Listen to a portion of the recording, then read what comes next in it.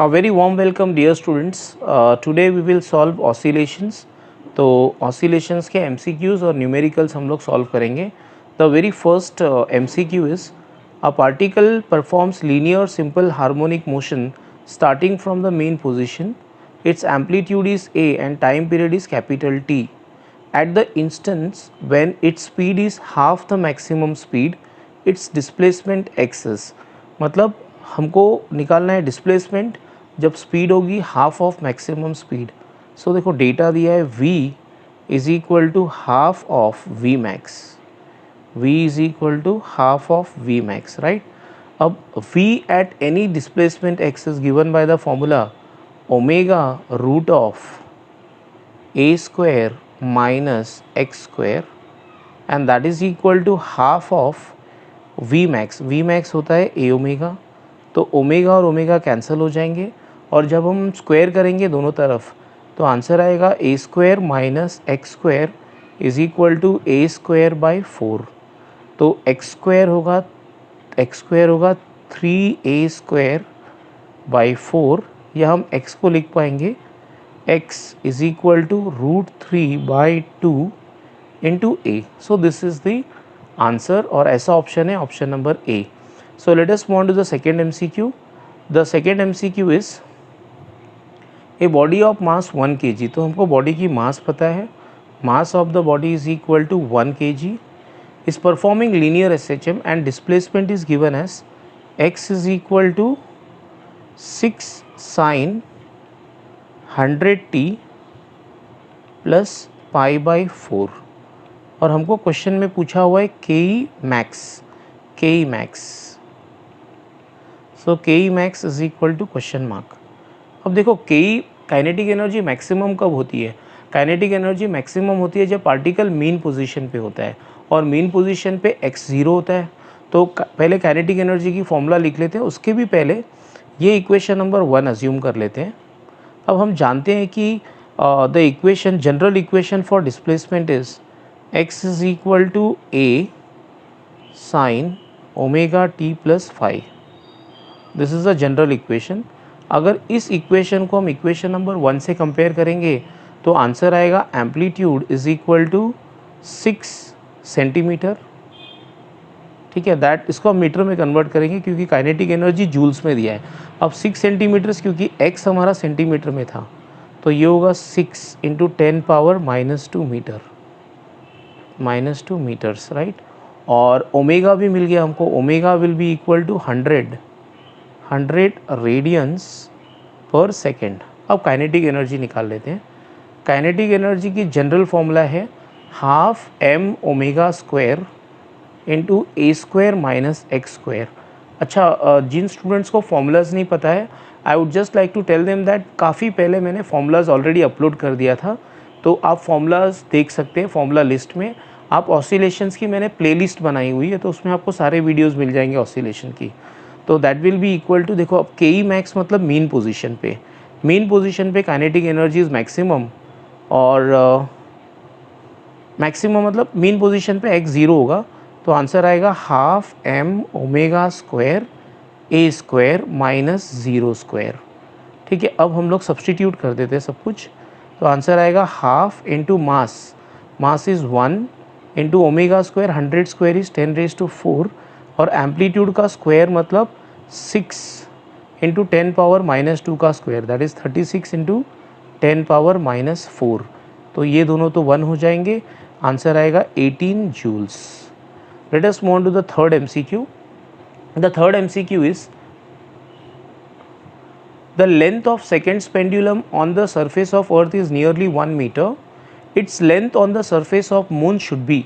और हमको acceleration due to gravity on the moon दी हुई है. The acceleration due to gravity on the moon is given as 1/6 times the acceleration due to gravity on the Earth. और हमको पूछा है कि what is the length of the seconds pendulum on Moon. Okay, अब देखो time period of a simple pendulum is given by the formula t is equal to 2 pi into square root of L/G. और अगर वो seconds pendulum है तो time period fixed है. Time period is 2 seconds. Time period of a second pendulum is 2 seconds. So 2 is equal to 2 pi into square root of L by g, तो ये 2 और 2 तो कैंसिल हो जाएंगे, और अगर हम स्क्वायर करेंगे तो आंसर आएगा 1 is equal to pi square L by G. So therefore I can write L is equal to G by pi square. अब पाई स्क्वायर भी तो कांस्टेंट है, तो मैं लिख सकता हूँ कि पाई स्क्वायर कांस्टेंट है, राइट. तो मैं लिख सकता हूँ कि L on planet is directly proportional to G, okay, for a seconds pendulum. अब बहुत इजी हो गया. Length required on Moon upon length required on Earth will be equal to G on Moon upon G on Earth. और अगर आप ये expression देखो तो यहाँ से पता चलता है कि G Moon upon G Earth is 1/6. तो ये 1/6 है, ये length on Moon, and length on Earth दिया हुआ है कि length of the second pendulum on Earth is 1 metre. तो अगर कोई पेंडुलम सेकेंड्स पेंडुलम जैसे काम करना चाहता है मून पे, तो उसकी लेंथ होनी चाहिए, 1/6 metre, right. This is the answer. अब next, 2 identical springs of constant K are connected, first in series and then in parallel. और अगर आपको स्प्रिंग के बारे में कुछ ज़्यादा अच्छे से पढ़ना है तो लेक्चर नंबर 6 में मैंने स्प्रिंग्स के बारे में काफ़ी डिटेल में पढ़ाया है. A metal block of mass m is suspended from there combination, the ratio of their frequencies of vertical oscillations will be. मतलब पहले 2 स्प्रिंग्स सीरीज़ में कनेक्टेड है, फिर पैरेलल में कनेक्टेड है. देखो, टाइम पीरियड का फॉर्मूला है time period of a mass attach to a spring 2 pi root of m by k. लेकिन ये तब अगर एक स्प्रिंग होगा, तो हमारे केस में 2 स्प्रिंग है, तो और फ्रीक्वेंसी के बारे में पूछा है, तो frequency obviously 1/2 pi root of k by m हो जाएगा उल्टा. तो in fact f is directly proportional to root of k हो गया, करेक्ट. अब पहले स्प्रिंग्स को कैसे कनेक्ट किया, देखो. First, when springs are in series, when springs are in series. अब जब स्प्रिंग सीरीज में होंगे तो how will you calculate the effective spring constant. 1/ks is equal to 1/k1 plus 1/k2. लेकिन हमारे केस में k1 k2 दोनों k है, तो k series will be equal to k/2. ठीक है, ये हमारा इफेक्टिव स्प्रिंग कांस्टेंट है when the springs are connected in series. अब देखते हैं जब स्प्रिंग्स पैरेलल में होंगे तो क्या होगा, राइट. तो second part, when springs are in parallel, when springs are in parallel, when springs are in parallel. So when springs are in parallel, तो k effective will be equal to k1 plus k2, but हमारे case में k1 k2 दोनों k है, तो k parallel will be equal to 2k. अब बहुत easy हो गया. हमको पूछा था frequency when in series upon frequency when in parallel will be equal to, देखो directly proportional to root K, तो root of K series upon K parallel, that will be equal to root of K series is k/2 और के parallel भी है 2k, right. तो answer आएगा के cancel, 1/4 का रूट दैट इज़ हाफ, तो हमारा आंसर है हाफ. अब हम लोग नेक्स्ट सम की तरफ चलते हैं. सी, the graph shows variation of displacement of particle performing SHM with time t. Which of the following statements is correct from the graph? पहला स्टेटमेंट देखते हैं. The acceleration is maximum at time t. अगर आप time t को ध्यान से देखो, ये टाइम t है, तो टाइम t पे पार्टिकल अपने मीन पोजीशन पे है. और अगर पार्टिकल अपनी मीन पोजीशन पे होगा, if the particle is on its mean position, तो डिस्प्लेसमेंट तो ज़ीरो होगा. और एक्सेलरेशन का फॉर्मूला है कि acceleration will be equal to what, -ω²x, और x अगर ज़ीरो है तो एक्सेलरेशन ज़ीरो, तो एक्सेलरेशन मिनिमम होगा. मतलब ये ऑप्शन करेक्ट नहीं है, right. Second, force is maximum at 3t/4. If you observe 3t/4, तो डिस्प्लेसमेंट है -a. At 3t/4 displacement is equal to -a, right. और रीस्टोरिंग फोर्स का फॉर्मूला होता है -kx. अगर हम x को -a डालें तो आंसर आएगा ka. हाँ, ये मैक्सिमम है, तो यही हमारा करेक्ट आंसर है. सी भी देख लेते हैं. वेलोसिटी 0 एट t/4, तो t/4 पे आप देखो तो पार्टिकल एक्सट्रीम पे है और एक्सट्रीम पे वेलोसिटी t/2 पे अगर आप ध्यान से देखो तो वेलोसिटी के बारे में 0 बोला है, बट t/2 मतलब मीन पोजीशन। आप यहाँ ध्यान से देखो, t/2 मतलब particle is at mean position, और मीन पोजीशन पे अगर आप याद करो तो वेलोसिटी मैक्सिमम होती है, ना कि 0। तो ये रॉन्ग ऑप्शन है। D, the kinetic energy is equal to total at t/4। t/4 मतलब एक्सट्रीम, और एक्सट्रीम पे स्पीड 0 है तो काइनेटिक एनर्जी भी 0 है। तो मेरे ख्याल से करेक्ट ऑप्शन सिर्फ बी है, right. I hope you understand that. Next question, अब सम्स है, कुछ सम्स करते हैं।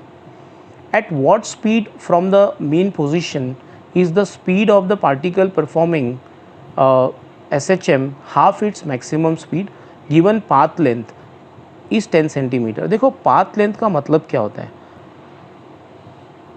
समझो मैं एक लाइन ड्रॉ करता हूँ यहाँ पे। ये मेन पोजीशन है, x इक्वल टू 0, ये x equal to plus a है, और ये x equal to minus a है। तो पाथ लेंथ मतलब क्या होता है, पाथ लेंथ मतलब ये यहाँ से लेके यहाँ तक का distance. Okay, this is called as path length. ये है path length. So of course ये पाथ लेंथ है, तो ऑब्वियसली सिंपल सी बात है कि path length is equal to 2a। The path length of the particle is equal to 2a, जो हमको दिया हुआ है। Path length is equal to 2a which is given as 10 centimetre. तो ऑब्वियसली इससे मुझे एम्पलीट्यूड मिल गई, amplitude is equal to 5 centimetre. Okay, और डेटा दिया हुआ है कि v is equal to half of V max, और पूछा हुआ है कि at what distance from the mean, मतलब x पूछा हुआ है। ठीक है, तो मेरे ख्याल से फर्स्ट MCQ शायद इससे मिलता जुलता था, इसकी तरह था एकदम। तो एक बार फिर सॉल्व कर लेते, कोई प्रॉब्लम नहीं है।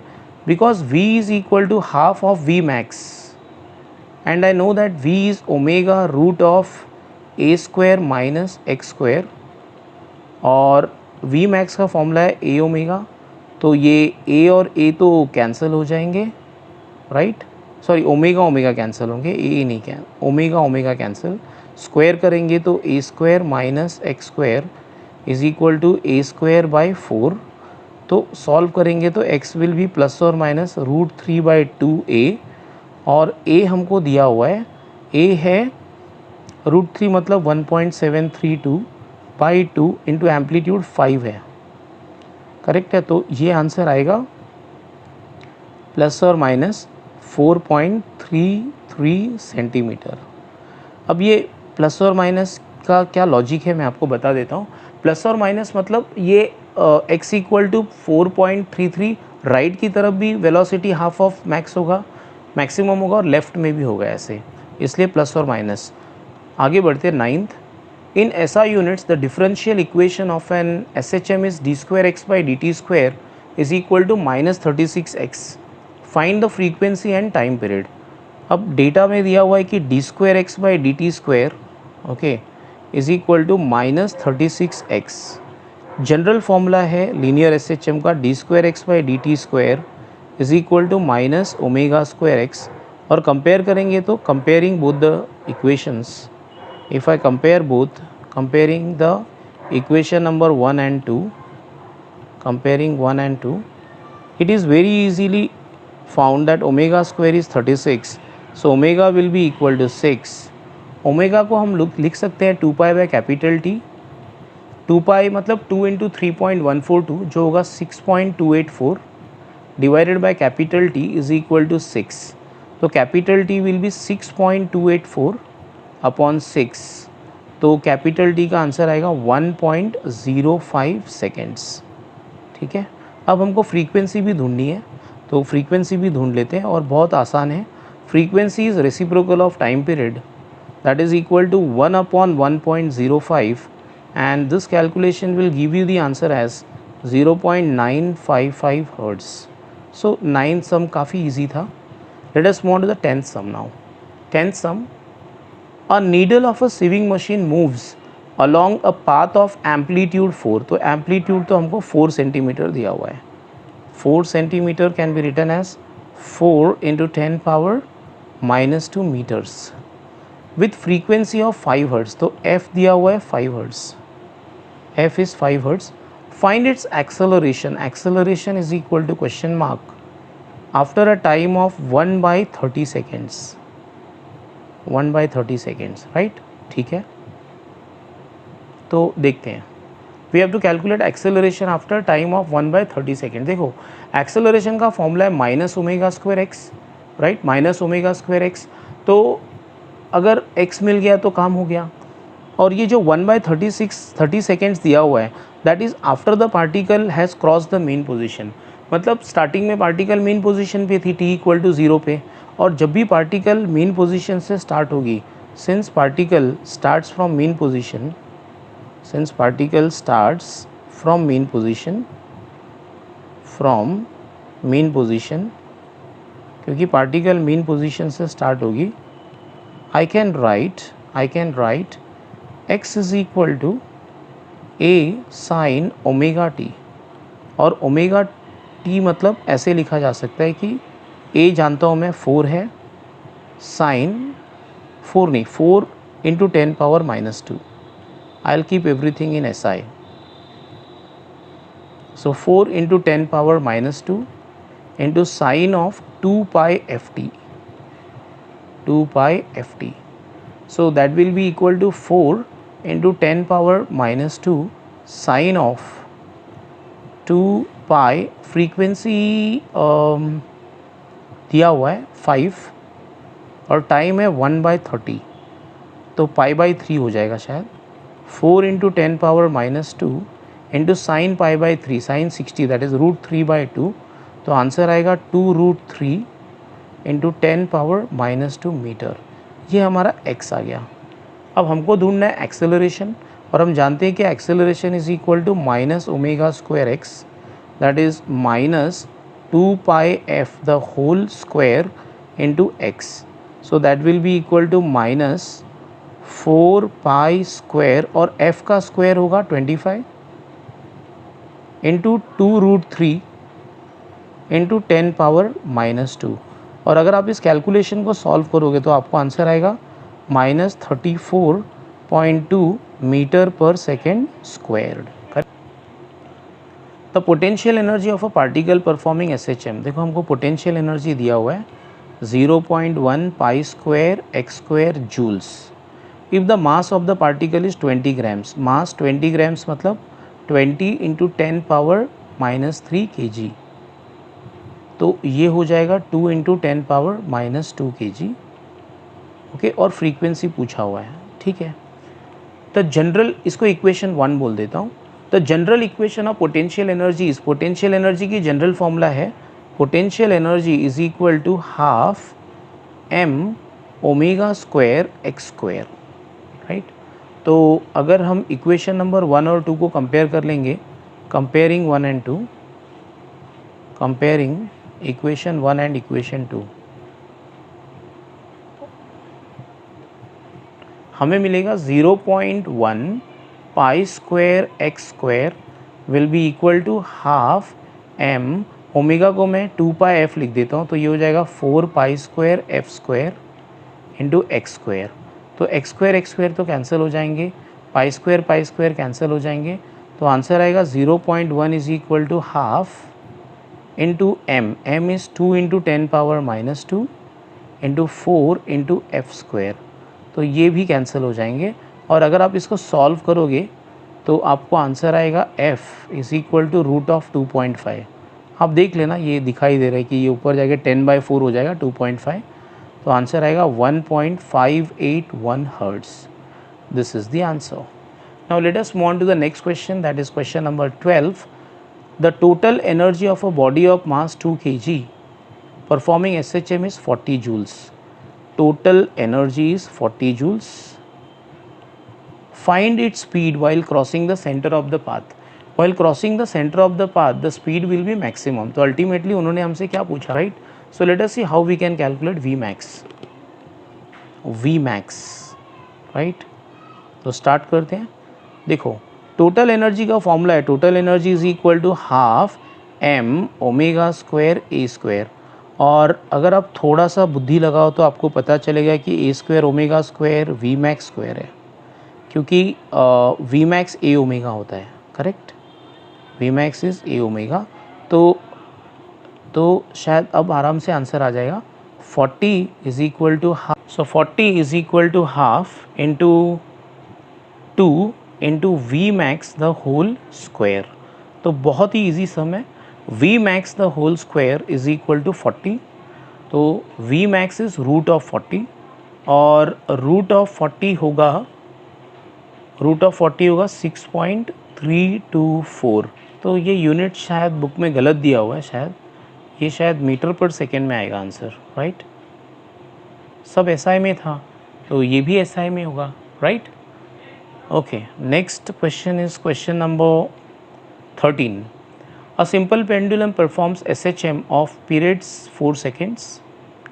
How much time after crossing the mean position will the displacement of the bob be 1/3 of its amplitude? मतलब बोला हुआ है कि टाइम पीरियड 4 सेकेंड्स है और बोला हुआ है कि displacement is 1/3 of the amplitude, और ऐसा कितने टाइम के बाद होगा. तो स्टार्ट कर लेते हैं. काफ़ी इजी सम है. मीन पोजीशन से तो स्टार्ट हो रहा है पार्टिकल, और हम जानते हैं कि अगर पार्टिकल मीन पोजीशन से स्टार्ट होगा तो क्या करते हैं. Since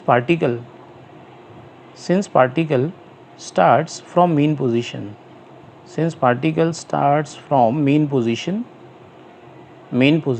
I can write x is equal to a sin omega t. x is a by 3, so a by 3 is equal to a sin, मैं ओमेगा को लिखूँगा 2 pi by capital T in 2 pi by capital T, right. तो a और a cancel हो जाएगा. Bracket में reason भी लिख देना, omega 2 pi by capital T है, ठीक है, बिकॉज HSC बोर्ड में मार्क्स मिलते हैं सब लिखने के लिए. फिर 2 pi by capital T into T will be equal to sine inverse of 1/3, sine inverse of 1/3. और साइन इनवर्स ऑफ 1/3 तो आपको लॉग बुक से ही निकालना पड़ेगा. 2 pi T bye capital T है 4, 2 1 ज़ा 2 ज़ा, that is equal to sin inverse of 0.3333. अब इसका आंसर आप देख लेना लॉग बुक में, शायद इसका आंसर आएगा 19.47 डिग्री, शायद आसपास आता है, राइट. अब देखो प्रॉब्लम ये है कि लेफ्ट हैंड साइड में रेडियन है और राइट हैंड साइड में डिग्री है, तो ऐसा तो नहीं चलता. करेक्ट है, आपको या तो दोनों तरफ रेडियन होना चाहिए या तो दोनों तरफ डिग्री होना चाहिए. तो मैं क्या करता हूँ, इस पाई रेडियंस को मैं डिग्री में कन्वर्ट करता हूँ. हम सब जानते हैं कि पाई रेडियन 180 डिग्री होती है. तो 180/2 into T is equal to 19.47. तो टाइम का आंसर आएगा 19.47 डिवाइडेड बाय 90, राइट. तो अगर आप इस कैलकुलेशन को करो तो आंसर आएगा, इसका टाइम का आंसर आएगा T is equal to 0.2163 second. ये आपका फाइनल आंसर है. Next question 14th. A simple pendulum of length 100 centimetre, L is equal to 1 metre. Find the restoring force acting on the bob, F पूछा हुआ है, of mass 50 grams, M is equal to 50 gram, that is 50 into 10 power minus 3 kg, right. And that will be equal to 5 into 10 power minus 2 kg. When the displacement from the mean position x is 3 centimeter, that is equal to 3 into 10 power minus 2 meter. ठीक है, कर लेते हैं solve. अब हम सब जानते हैं कि restoring force is equal to minus K X, और अब हम ये भी जानते हैं कि k is nothing but m omega square. What I have done is I have written k is equal to m omega square, right. So देखते हैं, अब ओमेगा भी चाहिए हमको. अगर आपको याद हो फॉर्मूला, इसको मैं आगे प्रोसीड करता हूँ. f is equal to minus m omega square होगा g/l. चेक कर लेते हैं, देखो t is equal to 2 pi root of l/g, ये हम जानते हैं पेंडुलम के लिए. हाँ, तो करेक्ट है. तो अगर इसको रीअरेंज करेंगे टर्म्स को तो 2 पाई बाई टी होगा रूट ऑफ g/l, है ना. तो ओमेगा रूट ऑफ g/l है, तो ओमेगा स्क्वायर तो g/l आया, तो ओमेगा स्क्वायर g/l आएगा, राइट है. तो f का आंसर आएगा minus m, that is 5 into 10 power minus 2 into g को मैं 9.8 लूँगा into 3 into 10 power minus 2, divided by length, length 1 है 1, तो ये अगर आप सॉल्व करोगे तो आपको आंसर आएगा -1.48 इंटू 10⁻⁻2 न्यूटन। अब मैं आपको बोल देता हूँ कि नेगेटिव साइन सिर्फ ये दिखाता है कि particle is not starting from the particles force is opposite to displacement, इसलिए वो माइनस साइन आता है, राइट। तो ये आप याद रखना। और नेक्स्ट क्वेश्चन देखते हैं। तो आज के लिए इतना ही सॉल्व करते हैं और बाकी के हम लोग डेफिनेटली 1-2 दिन बाद अपलोड कर देंगे। मेरे ख्याल से 15 ऑनवर्ड्स बाकी है, तो हम लोग 1-2 दिन में अपलोड कर लेंगे। Thanks for watching the video.